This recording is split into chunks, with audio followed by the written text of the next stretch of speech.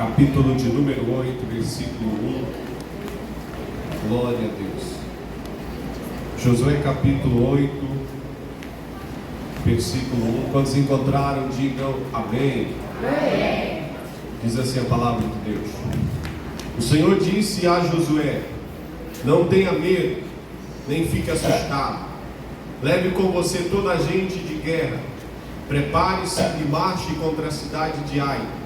Eis que entreguei em suas mãos o rei de Ai, o seu povo, e a sua cidade e a sua terra. Você fará com a cidade de Ai e com o seu rei o que você fez com Jericó e com o seu rei, exceto que desta vez vocês poderão saquear os seus despojos e o seu gado. Ponha emboscadas a cidade por detrás dela. Então Josué se preparou com toda a gente de guerra para marchar contra a cidade de Ai. Josué escolheu 30.000 homens valentes e os enviou de noite. Deu-lhes uma ordem dizendo: ponham-se de emboscada contra a cidade por detrás dela. Não se distanciem muito da cidade e todos estejam alertas. Eu e todo o povo que está comigo nos aproximaremos da cidade, e quando eles saírem contra nós, como da primeira vez, fugiremos deles. Vamos deixar que saiam atrás de nós, até que os tiremos da cidade, porque dirão: então estão fugindo de nós como da primeira vez. Assim fugiremos deles. Então vocês sairão da emboscada e tomarão a cidade, porque o Senhor, o seu Deus, entregará a cidade nas mãos de vocês. Depois de tomar a cidade, ponham fogo nela. Façam segundo a palavra do Senhor. Vejam bem, é isto que eu estou ordenando a vocês. Oremos ao Senhor nessa noite. Soberano Deus e eterno Pai, graças te damos, Senhor Deus, por essa oportunidade, por esse momento maravilhoso que nós temos, Senhor, que é te louvar e te buscar. Agradecemos a Ti, Senhor, por todas as coisas que o Senhor tem feito, por todas as bênçãos que o Senhor tem derramado sobre nós. E nós pedimos, Senhor Deus, nessa noite uma palavra. Pedimos ouvir a Tua palavra e pedimos, fala, Senhor, profundamente aos nossos corações, em nome do Senhor Jesus. Amém. Poder sentar aplaudindo o nome do Senhor Jesus.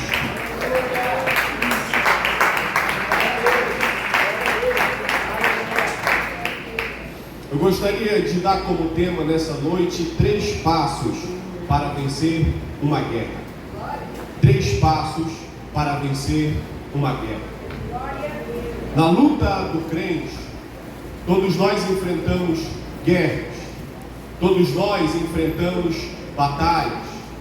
Aqueles que servem a Deus há menos de 1 ano, aqueles que servem a Deus há mais de 20, 30 anos, todos eles, sem exceção alguma, enfrentam algum tipo de guerra e enfrentam algum tipo de batalha. A Bíblia, do início ao fim, ela retrata a história do povo de Deus em guerra.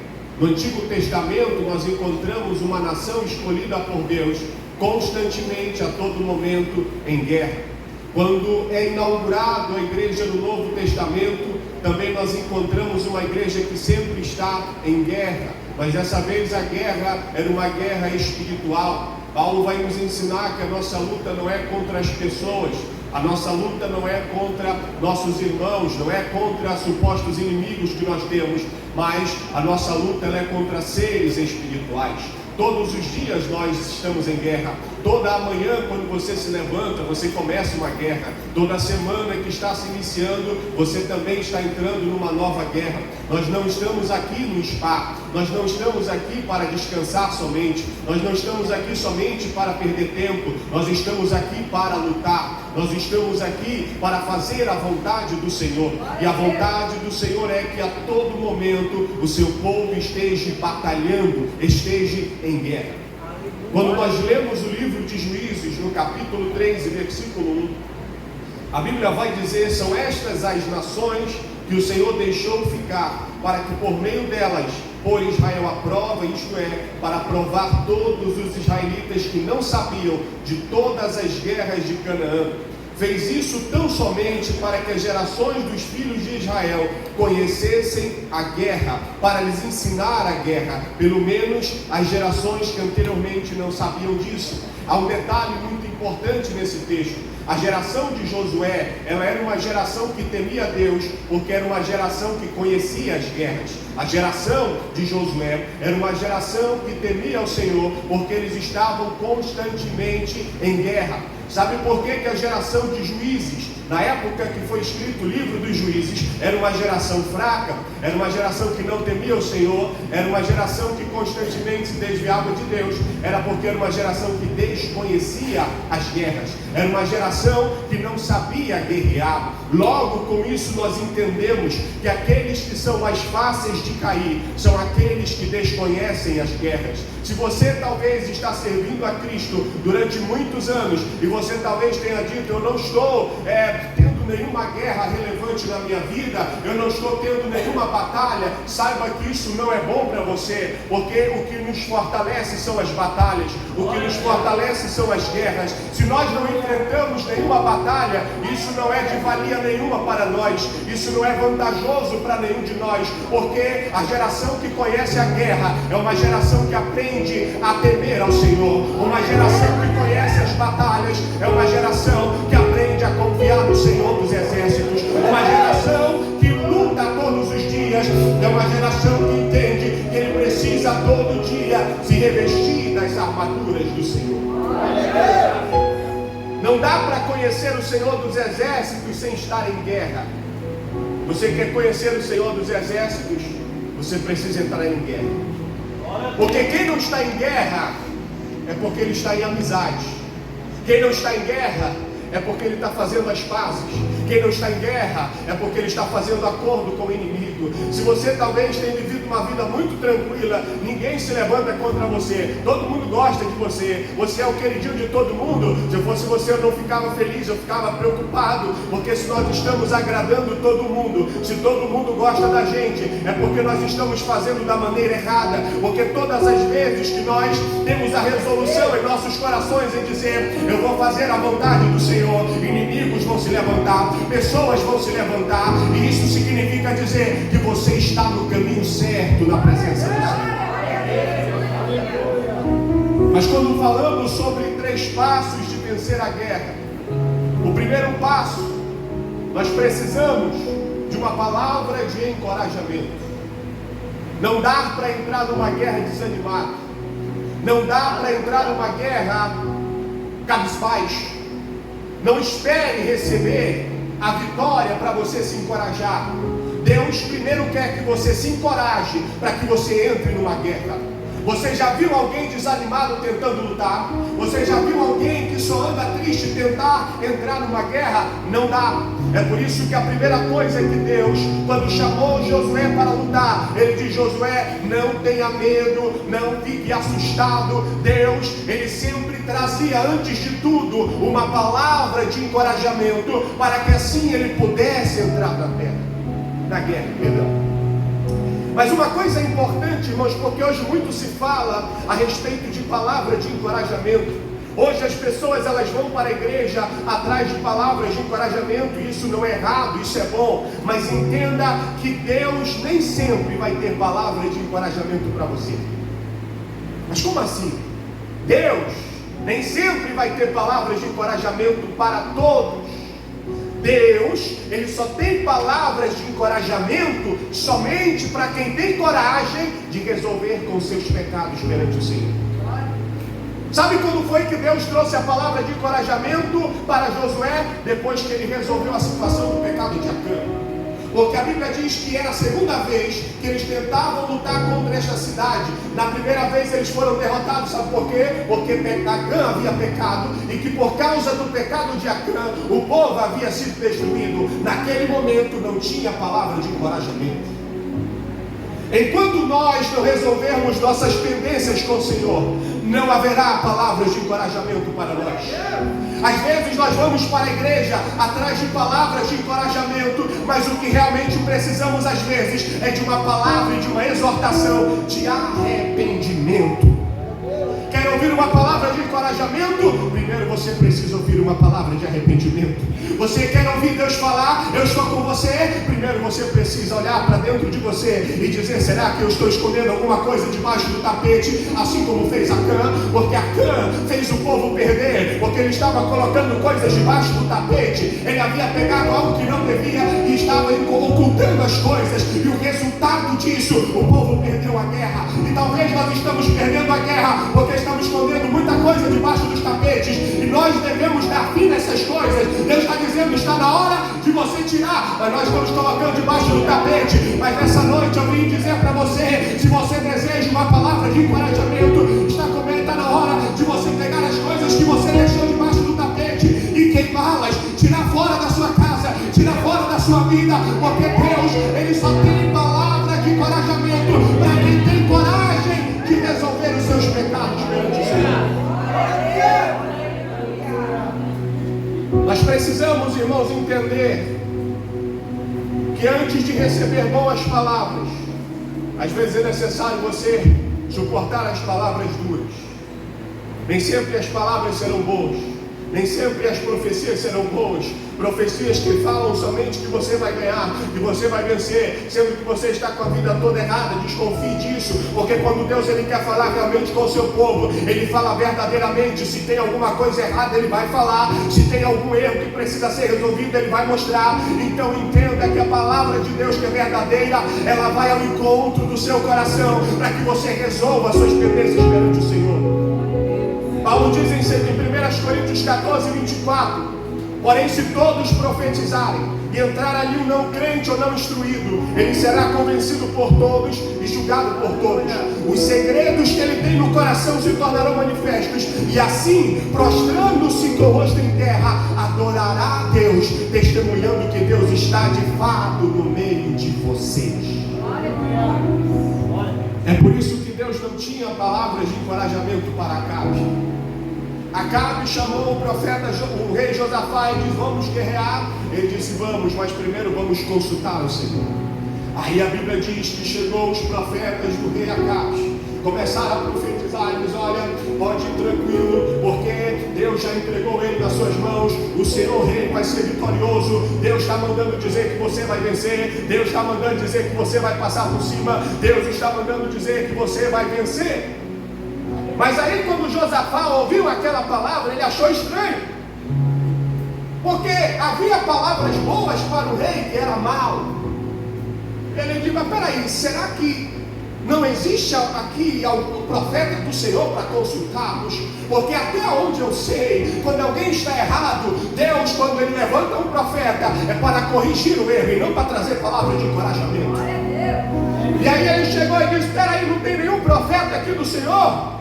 Aí o rei de Israel respondeu: tem um sim, por meio de quem nós podemos consultar o Senhor, mas eu odeio ele, porque ele nunca profetiza para mim o que é bom, somente o que é mal. É Micaías, filho de Milá. E aí Josafá disse: você não pode falar dessa maneira. Palavra do Senhor é palavra do Senhor, não importa o conteúdo, se o conteúdo está me agradando ou não, se ele está me confrontando ou não, não interessa, irmãos. O importante é que quando Deus começa a falar, eu tenho que baixar a minha cabeça, estar atento aos meus ouvidos e dizer: Senhor, pode falar, porque eu estou aqui, sou teu servo. Mesmo que doa, pode falar. Mesmo que venha ferir o meu ego, pode falar, Senhor. Mesmo que seja para me fazer me sentir mal por um tempo, pode falar, porque eu sei que tudo que o Senhor fala é para o meu bem. Nós precisamos, irmãos, estar encorajados para nós lutarmos. E esse é o primeiro passo apenas. E muitas pessoas têm falhado neste primeiro passo, porque encontram-se desencorajadas. Sabe por quê? Porque não estão preparadas para ouvir uma palavra verdadeira de encorajamento. Apenas querem ouvir uma palavra que massageie o seu ego. Apenas querem ouvir uma palavra que chame: você é o lindinho de Jesus, você é aquele dia de Jesus, você é o fofinho de Jesus. Mais uma palavra que não vai te confrontar. Precisamos, irmãos, entender que o Deus que encoraja é o mesmo Deus que primeiro nos confronta. Depois que você é confrontado, agora se você está preparado para receber uma palavra de encorajamento,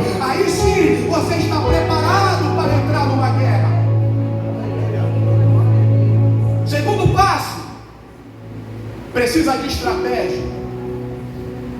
Toda guerra se vence com estratégia. Tem planos. Antes de uma guerra acontecer, ninguém começa a se matar à toa, não. Tem toda uma estratégia por trás. E Deus, como Deus, Ele é o Deus que sempre faz as coisas direito. Ele diz: Josué, você pode ir, mas aqui eu vou te dar estratégia. Ele diz: você vai fazer com essa cidade a mesma coisa que você fez com Jericó. Só que há uma diferença aqui. Vocês não vão precisar mais rodear a cidade marchando. Aquela foi uma estratégia, deu certo lá. Aqui é outra estratégia. Vocês vão em direção àquela cidade. Vai um grupo pela frente da cidade e o outro grupo vai por detrás da cidade. Aí o que é que vocês vão fazer? Quando vocês começarem a marchar diante da cidade e eles saírem ao encontro de vocês, aí vocês vão fugir. Vocês vão fingir que estão com medo. Vocês vão fingir que estão sendo derrotados. E aí quando vocês estiverem fugindo, eles vão atrás de vocês. E aí quando eles forem atrás de vocês, a cidade vai ficar desguarnecida. Não vai ficar nenhum homem lá. É aí que vai chamar os que estão atrás da cidade. Os que ficarem lá atrás, você vai dar o sinal. Quando você der o sinal, eles vão por detrás da cidade, vão tomar a cidade. E aí depois que vocês estiverem destruindo a cidade, os que estavam fingindo que estavam fugindo, volta. E aí resultado, vocês vão pegar eles no meio. Certo, tinha estratégia.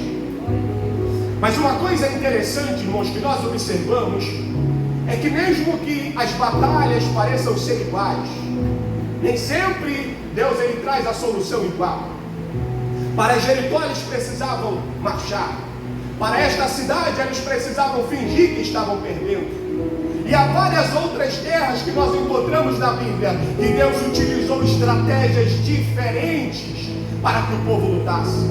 Com isso nós entendemos, irmãos, que nós nunca devemos tentar entender qual será o próximo passo que Deus dará. Não pense que você saiba qual é o próximo passo que Deus vai dar para que você possa vencer. Talvez você possa estar dizendo: eu estou enfrentando essa guerra, já enfrentei uma guerra semelhante a essa, e Deus na primeira vez fez assim, então Ele vai fazer de novo. Negativo. Deus ele sempre utiliza-se de maneiras diferentes, mesmo que seja uma mesma guerra. Não tente entender o próximo passo de Deus. Deus ele sempre vai fazer de uma maneira diferente. A única certeza que você precisa ter é que alguma coisa Ele vai fazer. Você pode estar dizendo: eu não sei o que Deus vai fazer e como Deus vai fazer. Mas entenda uma coisa, você nem sequer precisa saber entender. Você não precisa tentar compreender. A única coisa que você precisa saber é que Ele está lutando por você. A única coisa que você precisa entender é que Deus vai fazer alguma coisa.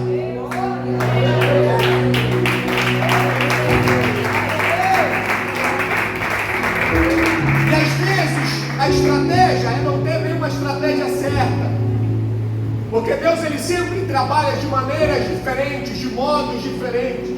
Você quer ver um exemplo? Jesus várias vezes nos evangelhos ele curou cegos. Vários cegos foram curados, mas perceba que nem sempre ele curou os cegos da mesma forma, porque você observa, mas não é cego. Se Jesus curou o cego dessa forma, então esse outro cego vai ser curado também dessa forma. Não, porque Deus sempre faz de maneiras diferentes. Chegou um cego com Jesus, sabe o que Jesus fez? A Bíblia diz que ele cuspiu na terra, fez lama, colocou no olho dele e disse: vai lavar. Aí chegou um outro cego com Jesus. Talvez ele estava esperando Jesus cuspir na lama de novo, pegar ali e colocar no olho dele e mandar ele lavar. Só que não. Teve o outro, que a Bíblia diz que ele apenas colocou lama nos olhos, mas esse outro, ele só cuspiu. E ele também foi curado. Mas teve cego que também, Jesus só disse uma palavra. Ele disse: o que você quer? Eu quero ver. Então vai ser feito exatamente como você quer. O que eu estou querendo dizer, irmãos, é que Deus nem sempre vai fazer da mesma maneira todas as vezes. Sabe por quê? Porque Ele quer que você aprenda a confiar que mesmo que Ele utilize maneiras diferentes, Ele vai fazer do jeito dele. Talvez eu esteja chegando com Deus dizendo: Senhor, eu tenho um problema aqui, eu quero que o Senhor faça isso, isso, irmãos, nós não estamos aqui para ditar a maneira como Deus vai agir. Eu só preciso me apresentar a Ele e dizer: Senhor, está aqui meu problema, está aqui minha cegueira. Então você só apenas confie, porque alguma coisa Ele vai fazer, de alguma maneira, mesmo que Ele utilize de um método que você não saiba, mas Ele vai fazer.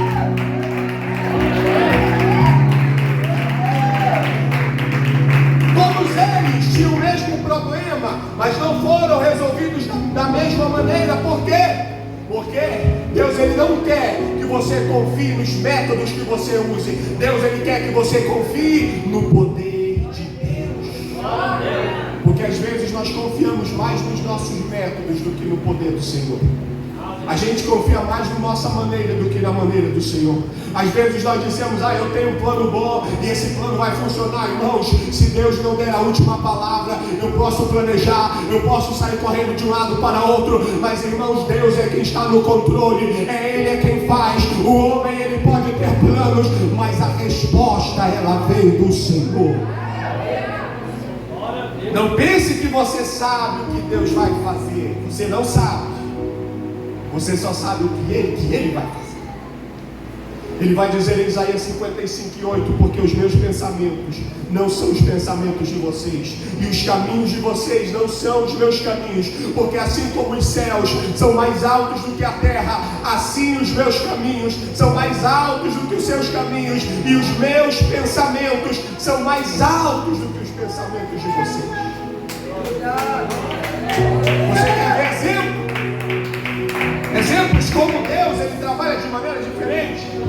A Bíblia diz que veio os amonitas e os moabitas, e eles foram lutar contra o rei Josafá. Aí Deus fez uma estratégia diferente. Eles estavam acostumados a lutar com espada, eles estavam acostumados a lutar com lança. Só que Deus diz o seguinte: olha, nesse encontro, quando vocês estiverem diante do inimigo de vocês não vão precisar lutar. Vocês só vão tomar posição. Fiquem parados e vejam a salvação que Deus dará para vocês. Aí, o que eles tinham que fazer? A Bíblia vai dizer que Deus falou: olha, quando vocês se aprontarem para a guerra, quem vai na frente geralmente eram os guerreiros mais fortes, os mais preparados. Mas aí sabe quem ia ficar na frente? Eram os músicos. Quem é que coloca músico na frente de uma batalha? Só Deus para fazer um negócio desses. Ele disse: olha, a organização dessa batalha quem vai dar vai ser eu. Eles vão estar lá, eles vão dar o jeito aí para lutar, mas vocês vão fazer do jeito que eu quero. Na frente, coloca os músicos. Cada um dos sacerdotes vão estar acompanhando eles, vestindo suas vestes sacerdotais. E quando vocês se prepararem, quando o inimigo estiver preparado, sabe o que vocês vão fazer? Vocês vão começar a cantar. Louvem ao Senhor, porque Ele é bom, e a sua misericórdia dura para sempre. Louvem ao Senhor, porque Ele é bom, e a sua misericórdia dura para sempre. Deus está dizendo: olha, apenas fique parado lá, enquanto eles estão cantando, vejam a salvação que Deus dará para você. Irmãos, quantas guerras você pode vencer através da adoração? Quantas guerras você pode vencer através do louvor?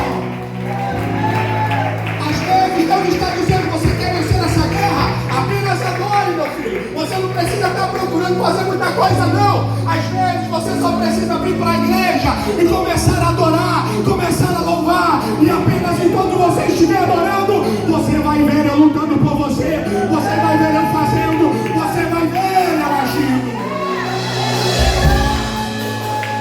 Quantas vezes nós ficamos prostrados em casa com nossos problemas, com nossas dificuldades, mas às vezes Deus está dizendo: ei, meu filho, eu só quero que você adore. Eu não estou pedindo para você fazer muita coisa, eu não estou pedindo para você guerrear, não. Porque tem guerras, irmãos, que Deus Ele nos coloca para lutar, mas tem guerras que Ele simplesmente diz: descansa que eu vou lutar por você. Apenas observa, confia, porque essa batalha é minha, essa batalha não é sua, é eu que estou pelejando por você. Aí quando foi para o Gideão também foi diferente. Para você ver, Deus sempre usa maneiras diferentes. Aí a Bíblia vai dizer: olha, Gideão, Ele fez uma seleção lá, todo mundo conhece a história, 300 homens valentes. Ele disse, então o negócio vai ser bom, o negócio vai pegar. Porque eu acho que essa espada vai ser muito pesada, tem que ser homem forte. Mas aí você já viu? Primeiro já era estranho, que a guerra tinha que levar instrumento, tinha que levar música. A segunda era mais estranha ainda. Por isso que eu digo, irmãos, não duvide dos métodos de Deus. Não duvide. Porque era de se esperar que eu levasse a espada, mas ele disse, eu vou levar 3 coisas.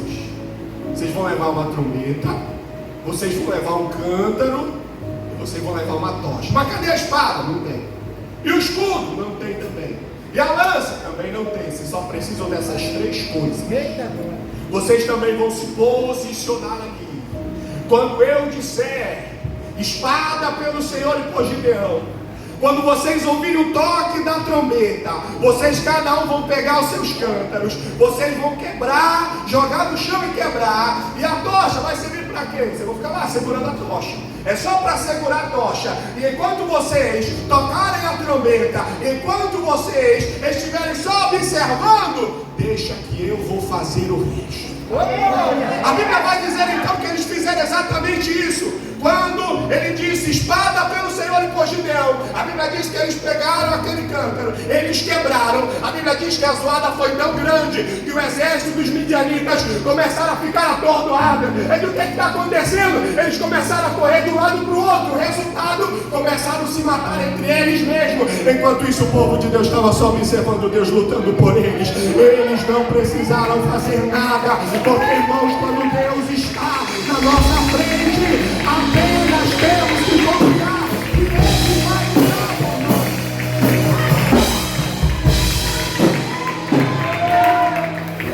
É por isso que Jó vai dizer, eu bem sei que tudo podes e nenhum dos teus planos pode ser frustrado. Nenhum. Eu só sei de uma coisa, irmãos, que Deus ele pode fazer tudo. E segundo, que os planos dele não podem ser frustrados. Quantos planos você fez que não deram certo? Você já parou para pensar que você já está no finalzinho do ano?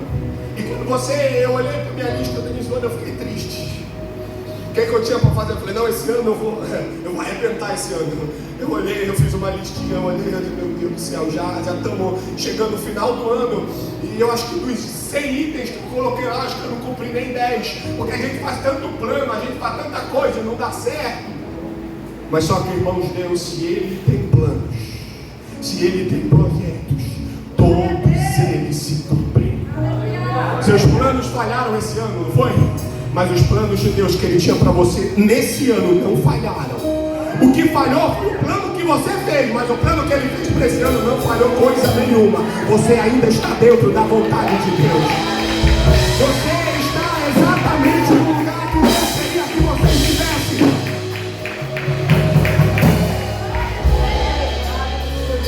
Terceiro passo, você precisa, primeiro, ter palavra de encorajamento. Segundo, tem que ter estratégia. Terceiro, você tem que ter uma arma eficaz. Você percebe que nem sempre a arma é a mesma, mas quando é Deus que coloca a arma na sua mão, ela se torna eficaz. Não interessa se é uma espada, não interessa se é uma trombeta, não interessa se é uma arma, não interessa se é uma tocha, não interessa se é um cântaro vazio. Se Deus colocou na sua mão, pode ter certeza que é uma arma poderosa. A diferença não está na arma que você usa, mas quem colocou essa arma na sua mão. Essa é a diferença. Você vê? Sansão matou 1000 homens com uma queixada de jumento. Davi matou Golias só com uma pedrinha. O povo venceu guerra só cantando. Então a diferença não é a espada ou o instrumento que você está usando, mas quem foi que colocou na sua mão. Moisés com um cajado fez com que o Egito virasse de cabeça para baixo. Por quê? Porque foi Deus que colocou essa arma na mão dele. Aí ele disse, todo o povo que está comigo. José disse, nós vamos nos aproximar da cidade, e quando eles saírem contra nós vamos fugir. O que vai acontecer agora?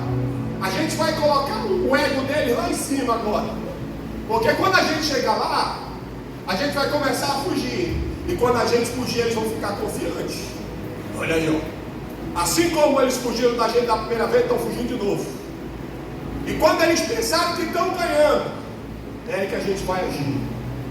O que é interessante que a arma que Deus usou foi a vergonha que eles tiveram na primeira batalha. Porque a primeira batalha eles fugiram, mas não estavam fugindo não, eles estavam fugindo mesmo. E aí ele diz, na segunda vez vocês vão fugir de novo. Só que dessa vez, aquilo que representou a humilhação de vocês, vai representar agora a vitória de vocês. Glória a Deus. Eu vou usar a vergonha que vocês tiveram na primeira batalha, para que assim seja o instrumento de vitória na segunda batalha. O que eu estou querendo dizer, irmãos, é que às vezes nós precisamos entender que Deus ele pode utilizar símbolos que para o homem podem ser vergonhosos, mas que para Deus pode significar algo bom. Glória a Deus. Quem é que não acha que fugir de uma briga é vergonhoso? Aí vem a pessoa e olha, fulano é covarde. Chamei ele para briga, ele correu. Chamei ele para o coro, ele não veio. É covarde. É exemplo de humilhação. Mas irmão, você sabia que tem guerras que Deus ele coloca você para lutar, mas tem guerras que você precisa só correr. Tem guerras que não é preciso você lutar não. Tem guerras que para você vencer, Deus está dizendo só precisa fugir dela. Às vezes nós estamos lutando batalhas desnecessárias. Nós estamos lutando guerras que não é para nós lutarmos. E Deus está dizendo para você vencer, você precisa simplesmente fugir delas. Tem batalhas que não precisam ser batalhadas. Tem batalhas que você precisa simplesmente deixar e dizer, eu não vou perder meu tempo com isso. Quantas vezes nós estamos atrasando o nosso crescimento espiritual, porque nós estamos nos envolvendo em batalhas que nem era para você estar. Você está se envolvendo em batalhas desnecessárias. Você está gastando sua força, você está gastando seu vigor, sendo que na verdade a maneira de você vencer é só virando as costas e deixar essa batalha diária. Você viu como foi que Josué venceu? Josué estava no trabalho top. O trabalho de José era magnífico. O homem mandava em tudo. Só que ele estava com uma guerra dentro da casa do trabalho dele. A mulher, o homem não deixava ele. Todo o tempo seduzindo ele. Era uma guerra que todo dia ele tinha que lutar. Quando ele chegava no trabalho pela manhã, ele dizia, oh meu Deus, aquela mulher vai me atormentar de novo. Lá vem aquela mulher. Só que ele usou uma estratégia boa. Um exemplo que para muitos pode ser de vergonha e de humilhação. Mas ele diz, eu vou fugir dessa mulher. Às vezes tem batalha que você precisa fugir. Tem conflitos que precisam ser evitados.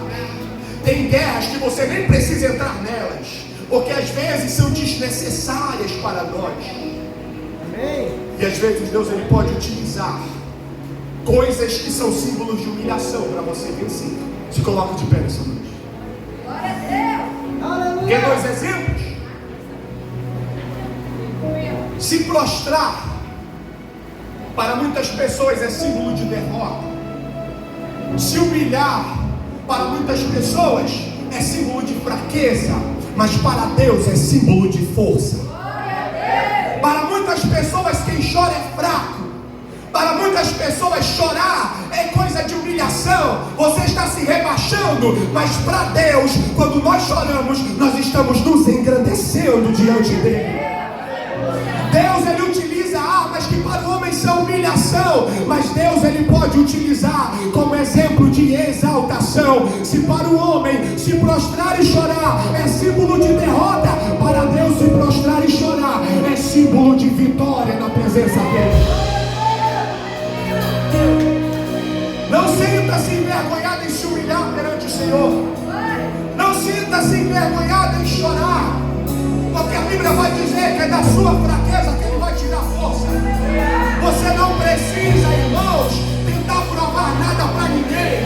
Você não precisa tentar convencer as pessoas de que você é forte. É melhor você vencer parecendo que você está perdendo do que você perder parecendo que você está ganhando. Porque na primeira vez eles estavam confiantes. Eles disseram, Josué, o povo é pequeno, a gente não precisa levar muita gente não, leva 3.000 que a gente resolve. Tá facinho. A Bíblia Bíblia diz que eles correram, foram humilhados, foram derrotados porque estavam confiantes. Parecia que eles estavam ganhando, mas perderam. Mas quando foi na segunda vez, parecia que eles estavam perdendo, mas na verdade eles estavam ganhando. Ai, irmãos, quantas vezes as pessoas olham para você e dizem: esse crente só chora na igreja, esse crente, meu Deus, ele passa por tanta coisa, ele chora, todo culto ele está pedindo oração. Irmão, você não sabe a guerra que o teu irmão está enfrentando, você não sabe a barreira que ele tem que enfrentar todos os dias. Como eu estou dizendo para você, é muito melhor você vencer parecendo que você está perdendo do que o contrário disso. Deus, ele está colocando armas na sua mão. Talvez possam parecer armas insignificantes, mas entenda, irmãos, que se Deus colocou na sua mão, isso pode representar a tua vitória. Apenas entregue ao Senhor, confie no Senhor, deixa que Ele está pelejando por você. Esta guerra não é sua, esta guerra é dele.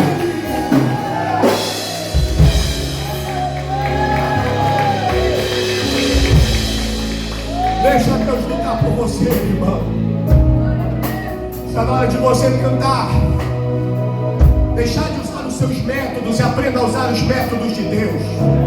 Seus métodos são falhos, seus métodos não funcionam, mas a partir do momento em que você diz: Senhor, eu agora estou entregando tudo na mão do Senhor, eu estou colocando tudo aqui, Senhor, porque eu sei que a batalha pertence ao Senhor, a vitória pertence ao Senhor, e se for para me vencer, é o Senhor que me dará a vitória. Aprenda, irmãos, a confiar no Senhor e deixa que o resto Ele vai planejar por você. Que Deus te abençoe nessa noite, que as palmas louvem o nome do Senhor Jesus. Aleluia! Glória a Deus! Deixe Deus lutar por você. Glória a Deus! Mas nós encerramos nessa noite. Eu gostaria de chamar aqueles visitantes que estão lá atrás. Eu gostaria de chamar vocês.